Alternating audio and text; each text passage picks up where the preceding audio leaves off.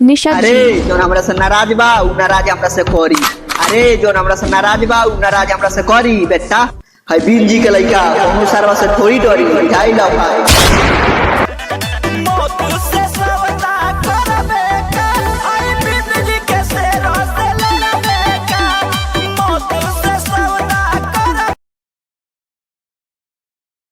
अरे हमरा राशि में बदमाशी बा चाहे जेल होके चाहे तेल। अरे हमरा राशि में बदमाशी बा चाहे जेल होके चाहे तेल। देखो तनी कौन FIR करता ओकर गर्मी झारे में फेन बुझाई ला औकात। हर निशा दर्जी ठोकी पर शासन न रोकी। हर निशा दर्जी ठोकी पर शासन न रोकी।